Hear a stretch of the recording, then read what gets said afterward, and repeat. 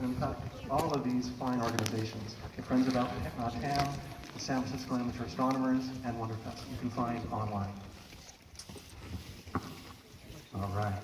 Alex Filippenko is Professor of Astronomy at UC Berkeley. He is one of Earth's most highly cited and most beloved, I should say, astronomers.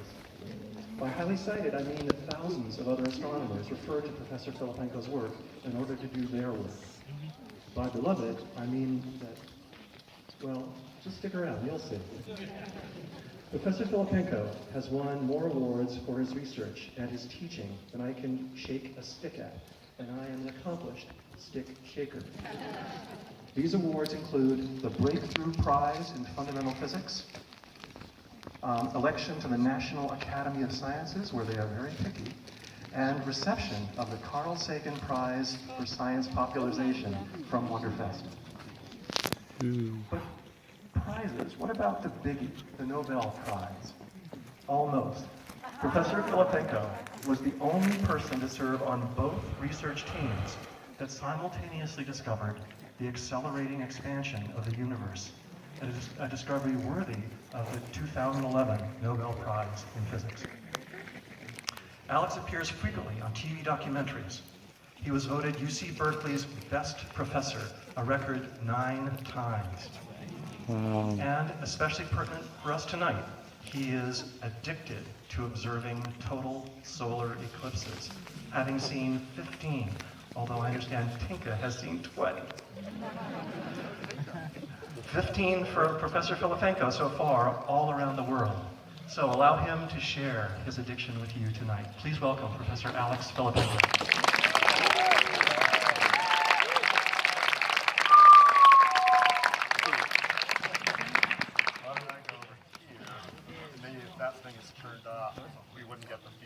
Great, I'm gonna sort of stand over here. Thank you for that. Maybe I'll stand here after all. It's very strange over there. I don't think, is the sound coming out? Can you hear me back there? No. Okay. No. Put the mic closer. It's pretty close. I could try eating it. Like Mick Jagger. I'll yell. Is that better? Yeah. Okay. I've got a strong voice. Well, thank you very much, Tucker, for that very warm introduction. And I'm pleased actually to serve on the Wonderfest Board of Directors that Tucker convened some 10 years ago, 15 years ago, whatever it is. Anyway, I'm still serving for some reason. I don't know that I've done much good. He does all the work.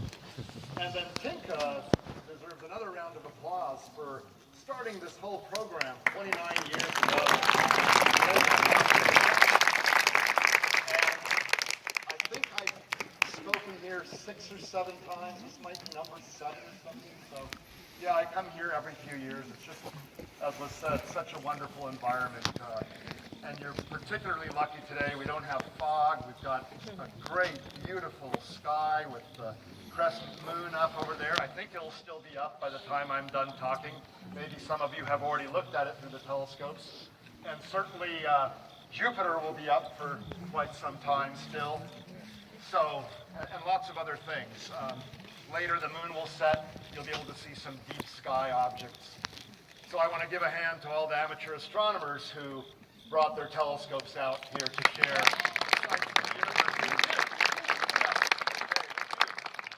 Anyway, it is a great pleasure to be here. I want to tell you about the total solar eclipse coming up. And I have so many pockets, I now have forgotten where I put my clicker. Oh, there it is. It wasn't in a pocket after all. Usually when you're looking for something, it's actually in one of your pockets. So you didn't know.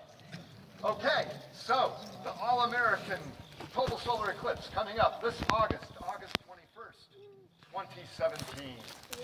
For the first time in 38 years, a total solar eclipse hits the continental U.S. For the first time in a century, one goes coast to coast. The youngsters, the very young among you, might see 5 total solar eclipses in the continental U.S. in your lifetimes. That's an unusual period of activity following a dearth of them, like like I say, 1979 was the last one.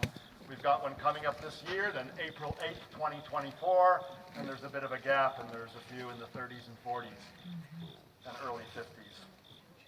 Anyway, so let's discuss total solar eclipses, and this thing seems to have failed, but I, having given many talks recently, it's just, I just unplugged the cable, and I plug it back in, and it should work.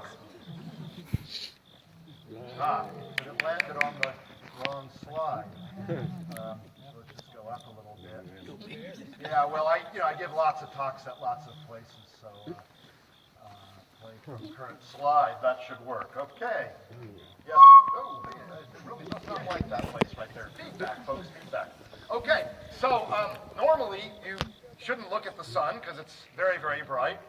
Don't get too panicked if you rounded a corner and looked at it for a second or something. It won't kill you, but definitely don't stare at the sun for much longer than that.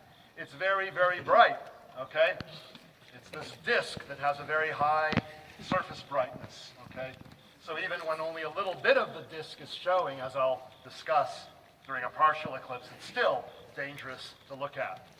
But occasionally the moon blocks the sun's disk, the sun's photosphere, revealing, what happened there? It shouldn't be doing that, okay. Was it just doing that on its own? Yeah. Maybe I was pressing on it. Anyway, revealing this tenuous corona, which is millions of degrees in temperature, meaning it's very, very hot, but it's got a very low density, a very low brightness, and so the brightness of the daytime sky usually completely, makes it impossible to see the corona. But a fun fact to know and tell is that if you could immerse yourself in the sun's corona and block the sun, then you would actually freeze in this 1 or 2 or 3 million degree gas, depending on where you are, because although the particles are moving very quickly, and when they hit your skin, they will transfer a lot of energy, there are so few of them hitting you that the transfer of energy into you actually is slower than the rate at which you radiate energy into the cold universe, and so you would freeze to death in a 2 million degree gas because it's got such a low density. Now, don't try this at home, okay? You do need to shield yourself from the photosphere adequately, and that's hard to do. But it's a very hot, tenuous gas consisting of ionized hydrogen, helium, and many other elements. And it's just a wonderful, wonderful sight. Now, long ago, and still in some places in the world where they don't understand what's going on, solar eclipses were events to be feared. After all, there was no scientific explanation for them. They're very rare events, and so in any particular place, this might be the first one. And you've got the sun slowly being devoured, maybe by a dragon, or maybe the gods are angry at you. Who knows what might be going on. You have to appease the gods, so you might beat pots and pans to scare away the dragon, or appease the gods by sacrificing various animals and stuff. And you know what? These techniques worked every time. Tried and true. After a while, the dragon would go away, the gods would become happy, and the eclipse would end. So clearly these techniques worked. Anyway, today's modern explanation, of course, is nothing to do with dragons and gods, but it does not in any way detract from the majesty, the awe that one feels when witnessing a total solar eclipse.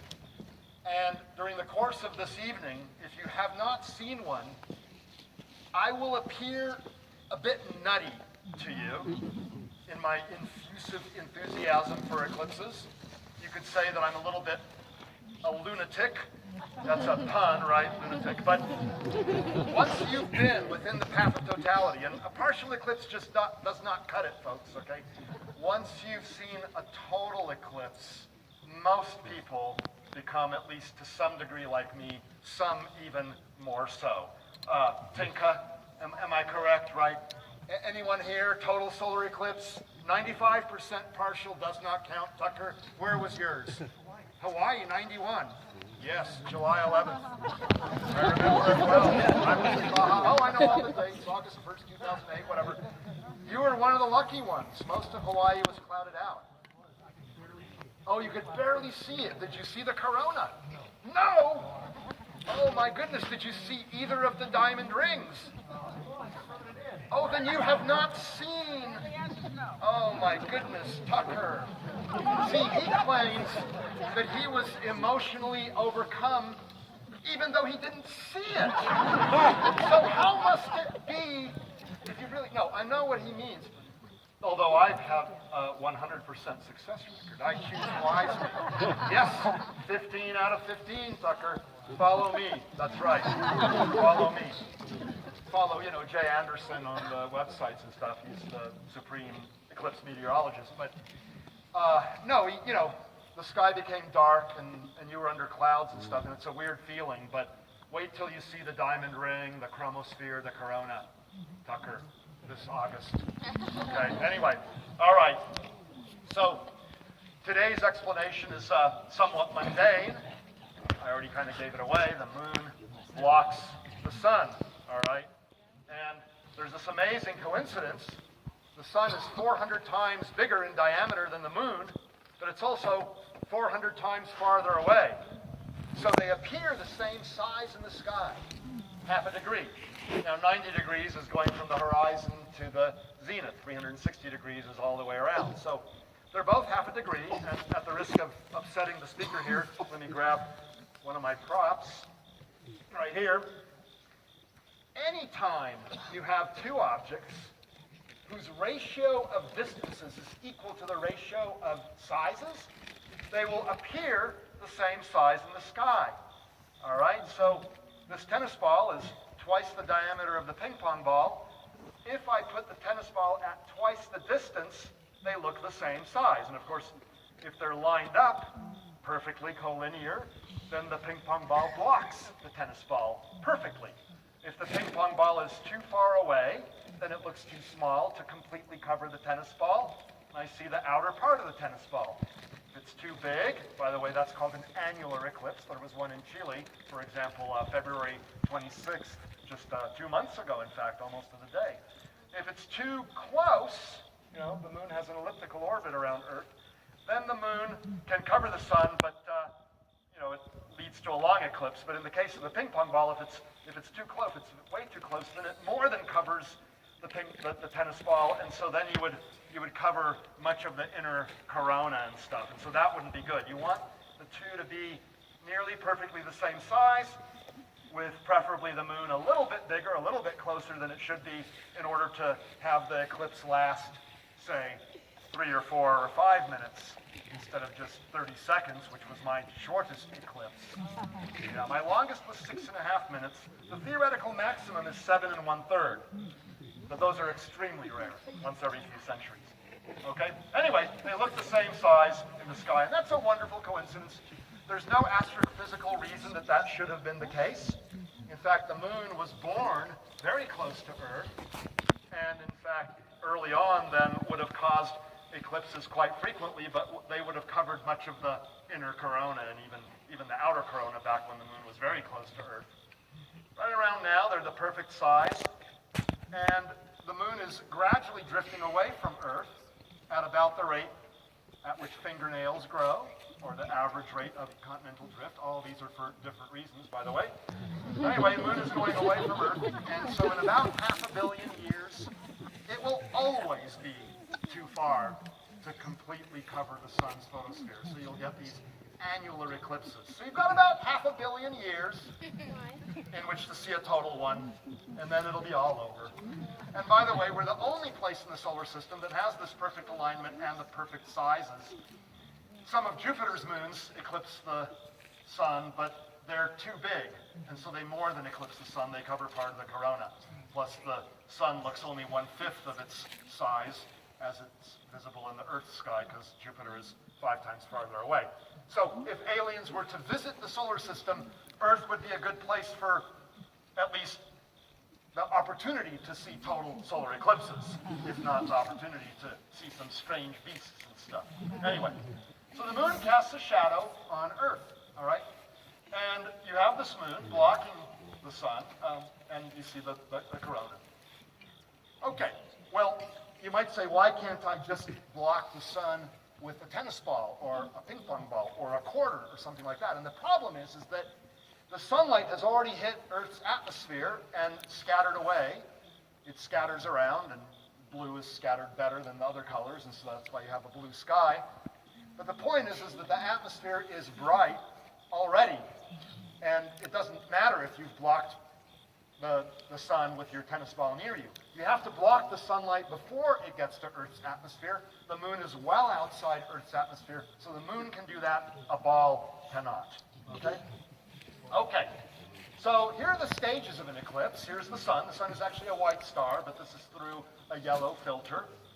As the moon gradually starts covering the sun, you get this bite taken out of it, and these stages on the way to totality take about an hour and 20 minutes or so. Depends on the eclipse a little bit. Here are what are called Bailey's beads, okay?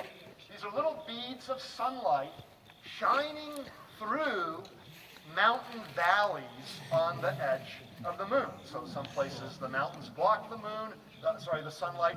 Other places the sunlight can go through the valleys. And just to show you that the moon's surface is not smooth, here's an actual picture of the moon's edge here. You'll be able to see the highly cratered moon later on tonight. And so you can see that when the sun is perfectly lined up, you can get little bits of sunlight shining through these valleys, but not through the places where mountains and crater rims block the sunlight. So here's a nearly perfect alignment during the extremely short April 8th, 2005 eclipse. This is the one that was 30 seconds long, but that meant that, the moon and the sun were nearly perfectly the same size, and so over much of the moon's limb, you could see these Bailey's beads. This is not a doctored photo. This is not Photoshop. This is what you get when you have a very short eclipse. You get more Bailey's beads. All right. The last Bailey's bead, or even if there isn't a little valley there, the little last bit of sunlight is bright, but not so bright that you can't begin to see the corona. You do begin to see the inner corona. And at this point, I'll tell you about safety later on, but at this point, it's safe to remove filters and for a couple of seconds, look at the diamond ring with the unfiltered eye. Not through binoculars, not through a telescope. You don't want to collect additional sunlight, but for a couple of seconds before totality, remove that filter and look at this effect. It's just brilliant. It's one of my favorite parts of an eclipse. What do you think, Tinka? The diamond rings are just, oh my God, they're precious. Anyway, this is overexposed here. There's only a little tiny bit of sunlight there, but it's overexposed in this photo to show the inner corona. And your eye has a tremendous dynamic range. Your eye is able to see bright things and faint things very well in the same sort of exposure, 32 times per second or whatever. And so actually you see a little glowing thing right there, but you see the ring there. So you have the diamond and the ring. Just a fabulous moment in the seconds before totality. Then you get the chromosphere, and here you can see it almost all the way around. This is this very short 30-second eclipse because the moon and the sun were essentially exactly the same size, and so it didn't take the moon much time to pass across the sun. But that revealed almost all the way around the moon this thin, just 10,000 kilometer thick or so layer that's hotter than the photosphere, the quote-unquote surface in the sun, beyond which the gases become opaque. And it glows because they're excited electrons in hydrogen and helium atoms that are hopping down to lower levels. They get kicked up there through collisions, and then they hop down to lower levels. And in particular, the electron hopping from the third to the second energy level of hydrogen produces a red glow, but there are some other lines as well, and the overall sensation is pink like this. Tinka, did you go to the April 8th, 2005 eclipse? You did. Wasn't it gorgeous? Yeah, just beautiful. Anyway, here you can see little tongues of gas sticking out. These are called prominences. That's where the gases go squirting out of the sun, and they tend to follow the magnetic field lines because they're ionized, and the magnetic field is kind of a loopy structure around the sun, and here up close is one of these loops. And depending on the amount of solar activity, we're on the downhill side now of the solar activity cycle, but there might be some solar activity at the August 21st eclipse. in any case, there may be one or more prominences that you can look for. Then, of course, there's the corona, and here's the inner corona, and for a different eclipse, here's sort of the middle corona, and then for yet another eclipse, there's more of the outer parts of the corona, and here, this fellow, a quite skilled photographer, took many photographs with different exposures and then digitally combined them. Short exposure ones to reveal the inner corona, longer exposure ones to reveal the outer corona. This is more of what your eye sees, because your eye has this fantastic dynamic range, whereas any single photograph, even a digital one, will only capture certain levels of brightness depending on how much you expose. By the way, advice I'll give you later on is that if this is your first eclipse, do not spend a lot of time taking photographs. Take maybe one photograph just to remind you of what it was you looked at when you're 99 or 101 years old and your memory isn't so good. But leave it to the people who have the equipment to take really good photos, and most of them share it, and you can find lots of them online. But just enjoy it with your eyes. Don't spend a lot of time taking photographs. Here's yet another eclipse. This is the last one to have occurred since until the August 21st one coming up. This one was in Indonesia. Where did you see it, Tinka? You missed this one, yeah, March of 2016. Now here's one by Miloslav Bruckmüller, and he actually superposed on the multiple set of exposures here a new moon. And I've never actually seen the features on the moon like that because I think the contrast is too great. You know, with our little crescent moon out there right now, you can actually see what's called the dark side of the moon, a phenomenon known as earthshine.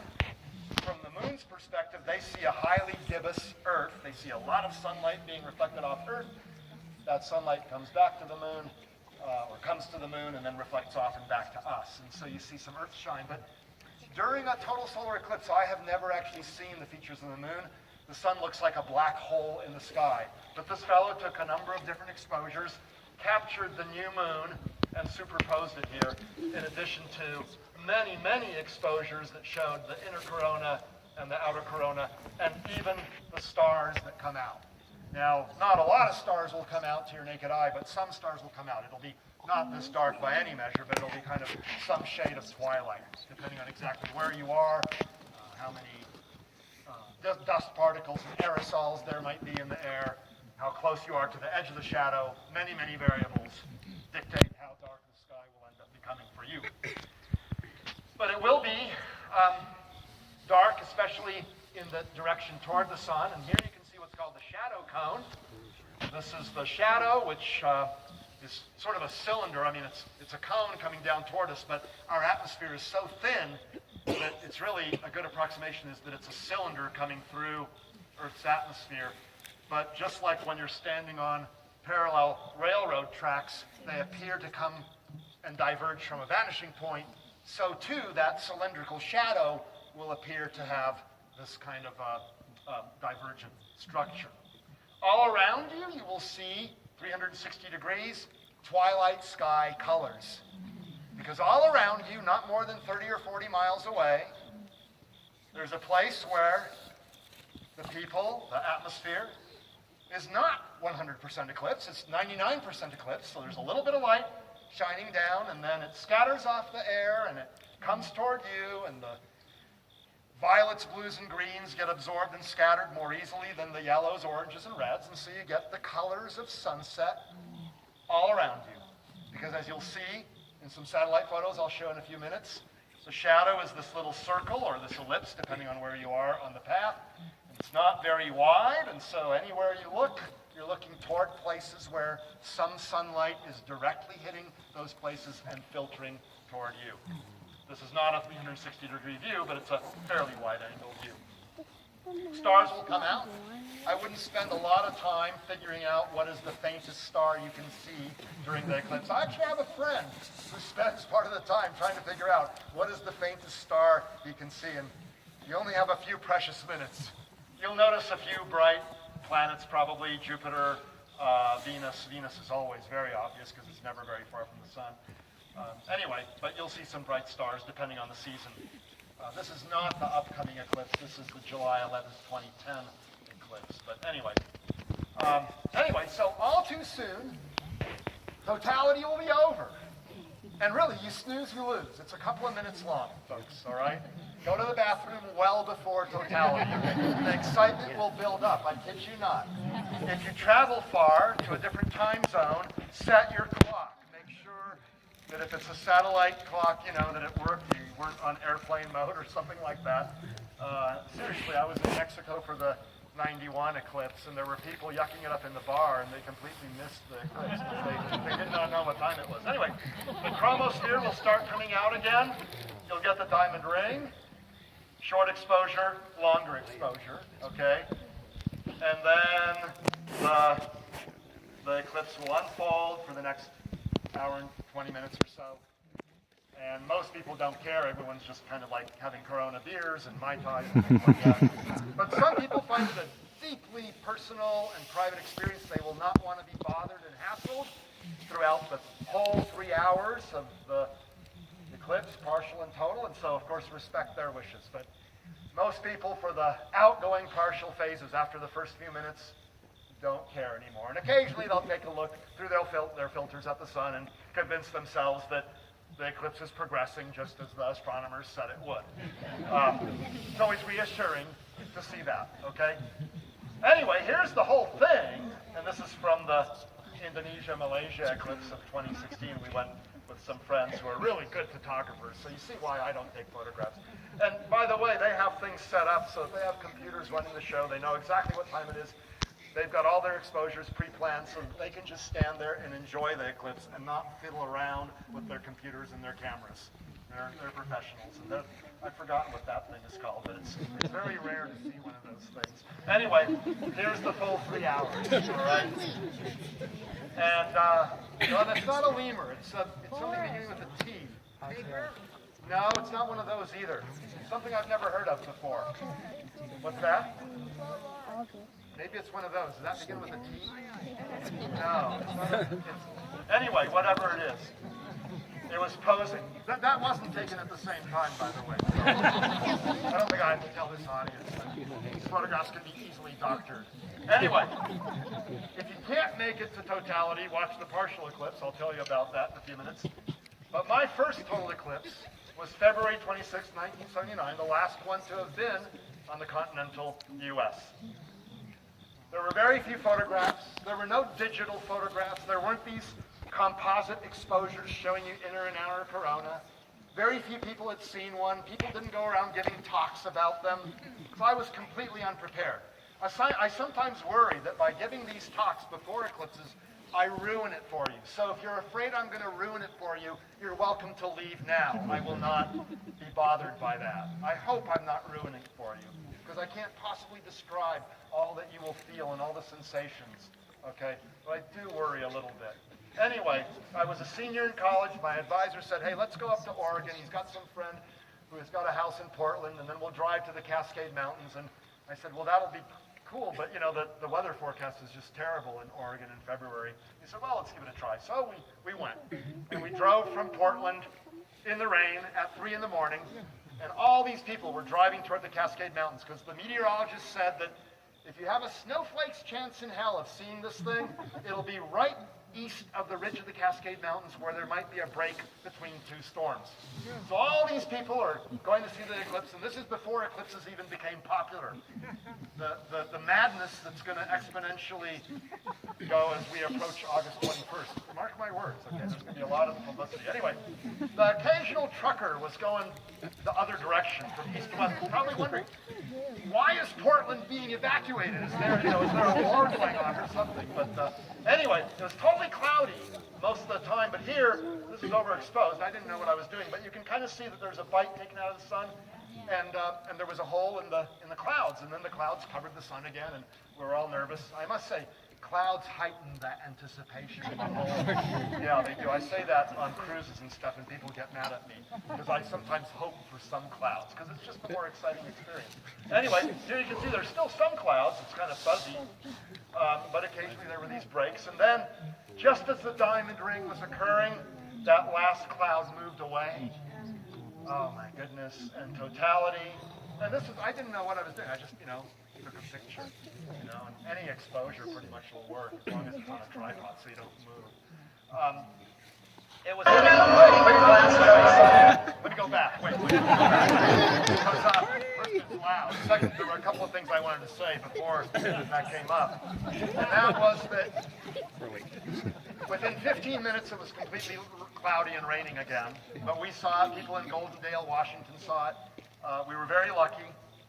I remember coming home and telling my parents about it, and I was actually in tears describing the experience to them and saying that I've got to see another one of these things, and I've got to take you with me. And I did manage to take them with me for 91, and so they had a chance to see a total solar eclipse, and I'm grateful for that because it's something that you should not miss in life if you have the opportunity. That's one of the things you shouldn't miss in life. Now, just to give you some idea, I'm going to show you a video now, and put earplugs in your ears if you don't want to ruin it. But pictures are a tiny fraction of the phenomenon. Even videos don't quite give you what the full set of sensations will be because there's the changing brightness and the changing temperature and the people going wild. And when you watch and hear this, I'm not paying people to be reacting the way they're reacting. Why don't we give it a try, and we'll kind of tone it down a little bit if it's too loud. Quick glance. The eclipse hasn't even started yet, the totality.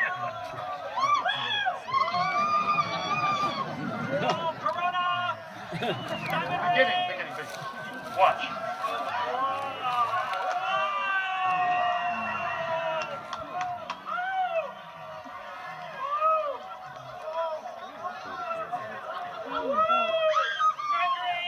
This is not staged.